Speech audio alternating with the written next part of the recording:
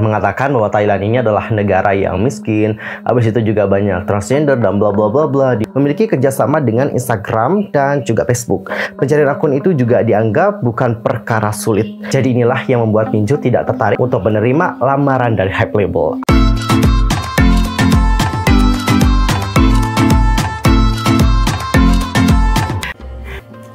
Annyeonghaseyo Cenggudeul, user Kim Imida, welcome back to my YouTube channel. Nah, gimana sih kabarnya hari ini? Baik-baik aja dong ya. Dan kalian semua yang lagi dalam kondisi nggak baik-baik aja, keep fighting guys, don't give up. Well, untuk hari ini kita akan membahas mengenai topik-topik yang lagi hangat banget diperbincangkan oleh para K-popers. Apa aja sih topiknya? By the way, tahan dulu sebelum kita bahas bersama-sama tentang hal tersebut. Pastikan dulu untuk tekan tombol subscribe, bunyi loncengnya, serta jangan lupa juga buat like, comment, dan share kepada teman-teman yang lain.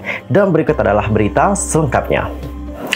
Oke Cinggu, untuk pertama kita akan mulai dulu ngebahas tentang hashtag respect Thai people.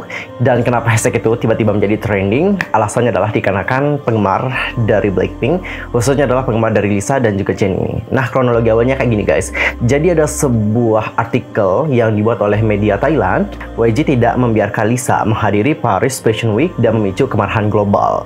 Lalu isi artikelnya ini seperti apa? Kenapa ini tuh memicu kemarahan dari solo stan Jennie? Coba kita baca artikelnya bersama-sama. Penggemar Lisa di seluruh dunia itu marah pada hari Rabu setelah menyadari bintang mereka tidak diizinkan untuk bergabung dengan pertunjukan yang didukung Bulgari di Paris Fashion Week tahun ini dikarenakan masalah COVID-19. Hashtag YG Let Lisa Do Her Work menjadi trending pada hari Rabu dikarenakan banyak penggemar yang turun ke medsos untuk menyuarakan kekecewaan mereka dengan perusahaan agensi dari Lisa, yaitu YG Entertainment. Mereka mengatakan ini bukan pertama kalinya Lisa dibatasi aktivitasnya. Habis itu ada dari pernyataan pihak Bulgari, bla bla bla bla, udah kita bahas kemarin. Para penggemar penasaran kenapa Lisa dikirim ke Paris jika dia tidak diizinkan menghadiri acara pekan mode apapun. Beberapa menunjukkan bahwa anggota Blackpink lainnya mulai dari Rose dan Jisoo dapat menghadiri acara tersebut, namun YG tidak pernah menghentikan mereka. By the way, bukan hanya Rose dan Jisoo ya, tapi Jennie juga ikut hadir dalam Paris Fashion Week. Fanbase dari Lisa, yaitu tim Lisa Filipina, menyatakan bahwa mereka akan menghentikan dukungan mereka terhadap kerjaan dari Blackpink, kecuali untuk kegiatan solo Lisa sebagai tanggapan atas kurangnya treatment yang tepat untuk Lisa Blackpink. Habis itu, fanbase Filipina dari Lisa juga mengatakan akan berhenti mendukung merchandise anggota lain sampai YG dapat memberikan kemajuan nyata dalam menangani Lisa dengan lebih baik sebagai salah satu artis dari mereka. Gak ada problem kan ya, masih aman-aman lah artikelnya. Lisa atau Lalisa Manoban adalah satu-satunya anggota Thailand dari grup tersebut. Keempat anggota Blackpink juga aktif sebagai brand ambassador untuk merek mewah Prancis. Jisoo untuk Dior, Lisa untuk Celine, Rose untuk Saint Laurent, dan Jennie untuk Chanel. Dan pada bulan September, Lisa juga merilis debut solonya membawakan unsur budaya Thailand ke dalam video musik untuk Lalisa. Oke, tadi aku sudah ngajakin kalian semua untuk ngebaca artikelnya bersama-sama. Dan kalau kita lihat dari artikelnya, emang kayak nothing problem kan guys. Maksudnya adalah nggak ada kaitan sama sekali gitu dengan Jennie. Lalu kenapa di sini solosan dari Jennie itu marah dengan media Thailand? Apa yang terjadi? Jadi hal itu dikarenakan hashtag. Nah, media Thailand yang tadi itu meletakkan hashtag J atau Jennie di postingan mengenai Lisa tadi. Emang salah kalau media Thailandnya naruhin hashtag tentang Jennie. Kan Jennie juga merupakan salah satu member dari Blackpink dan punya keterkaitan juga dengan Lisa. Nah, kalau di mata pandangan penggemar ya, seperti yang aku lihat, kenapa di sini penggemar marah sekali ketika media Thailand itu menyertakan hashtag dari Jennie, itu dikarenakan penggemar itu takut. Yang disalahkan oleh netizen adalah Jennie dan juga Jennie lagi. Karena ini bukan the first time Jennie juga mendapatkan hate comment dikarenakan dia itu dianggap sebagai anak emas dari YG Entertainment. Jadi dengan meletakkan hashtag Jennie di postingan yang Lisa ini seperti dianaktirkan oleh YG Entertainment, nanti banyak yang akan membanding-bandingkan antara Jennie dan juga Lisa. Oh, Jennie dianak emaskan, oh Lisa dianaktirikan.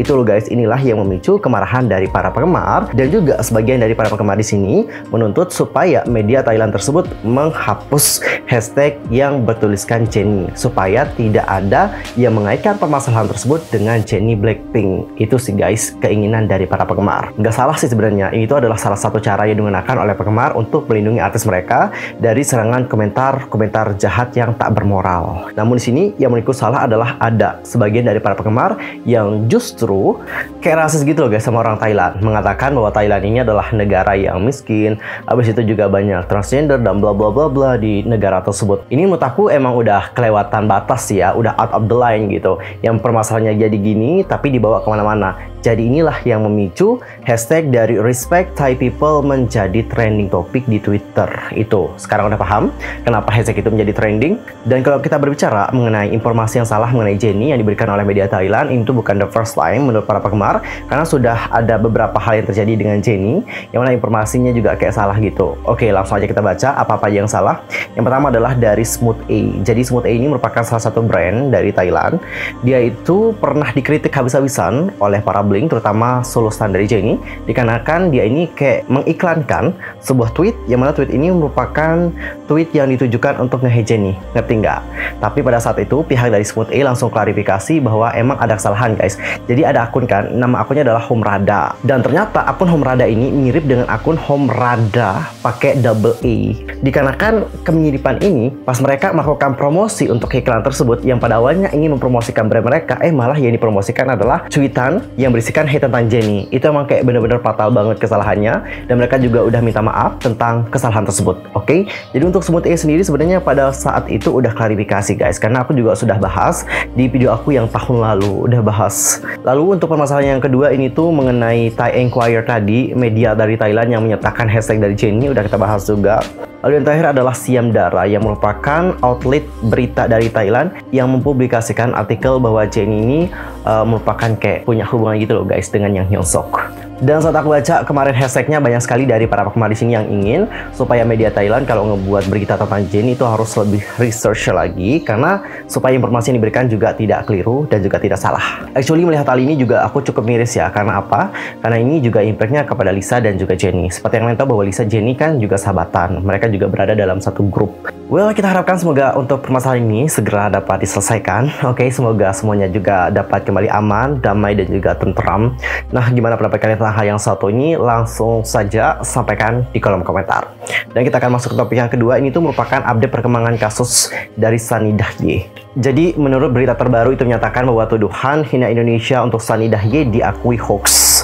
Dan di sini pihak kepolisian akan menyelidiki hal tersebut lebih lanjut. Seperti yang tahu bahwa YouTuber Sunny Dahye melaporkan netizen dengan ID Sunny is a Liar 2 terkait pencemaran nama baik. Sunny Dahye kala itu disebut pembohong ulung oleh Sunny is a Liar 2. Dan tak cuma itu saja, akun anonim itu juga membuat postingan yang dianggap tidak berdasar dan menuduh Sunny Dahye menyebut viewers Indonesia itu stupid. Bahkan ia juga bicara tentang hubungan Sunny Dahye dengan keluarga hingga soal konten Ramadan alias konten puasa yang dianggap itu tuh nggak benar. Dia tuh nggak puasa sama sekali, tapi kayak cuman bohongan doang. Postingan itu juga kemudian menjadi viral di berbagai platform medsos. Banyak netizen yang percaya dengan berita tersebut hingga Sunny Dahye dicaci maki, bahkan dia itu diancam bakalan dibuat peningsoy guys. Parah banget kan ancamannya.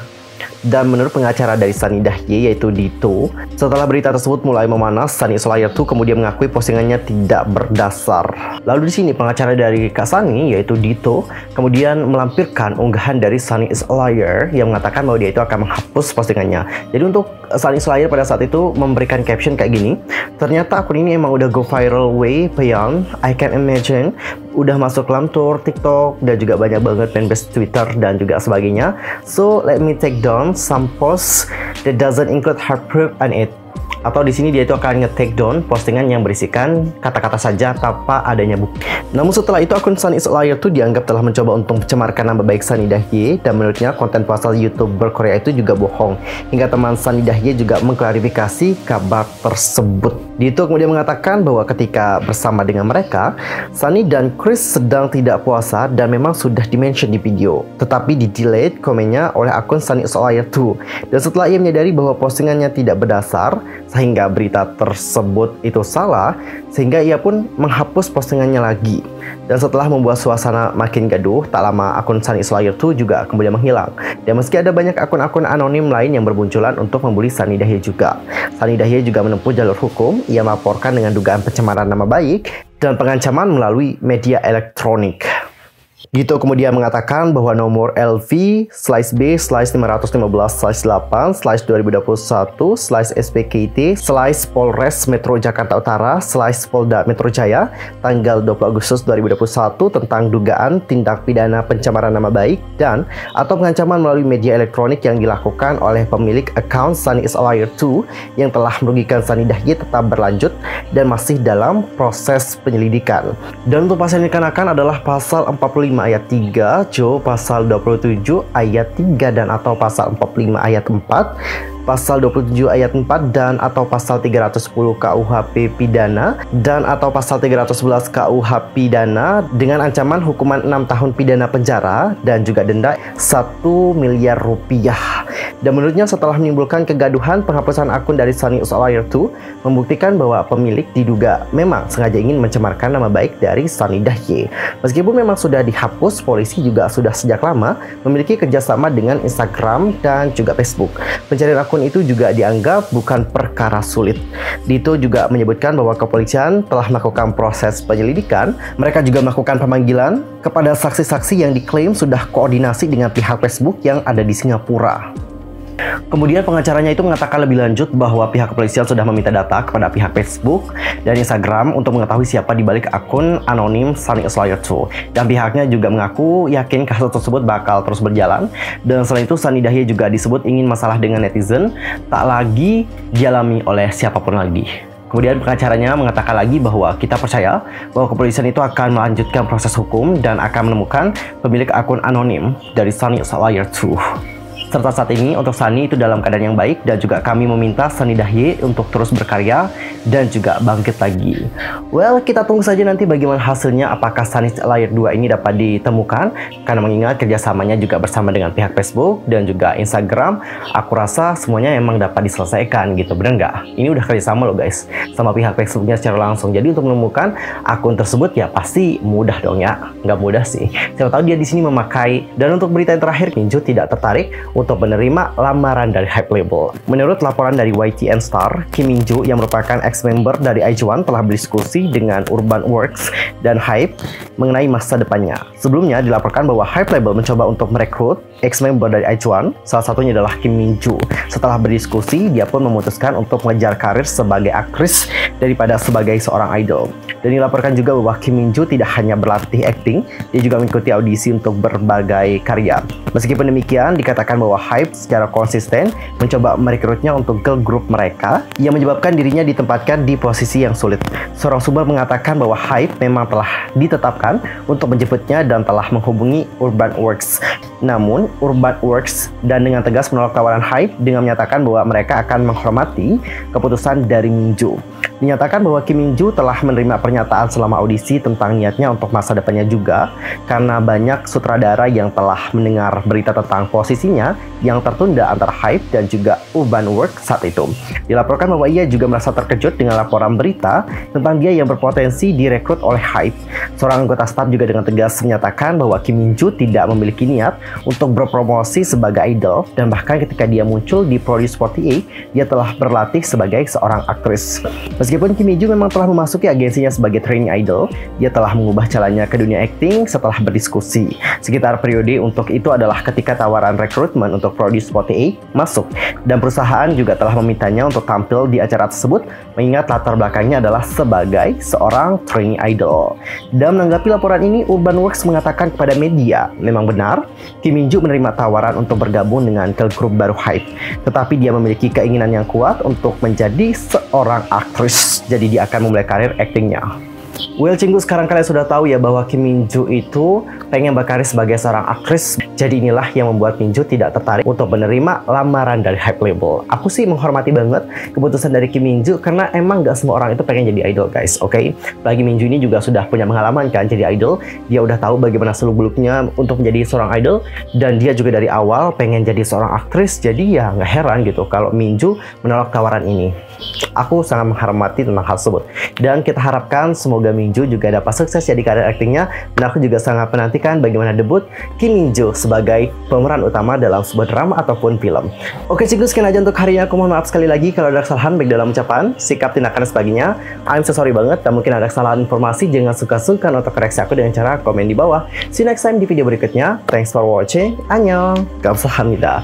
Goodbye.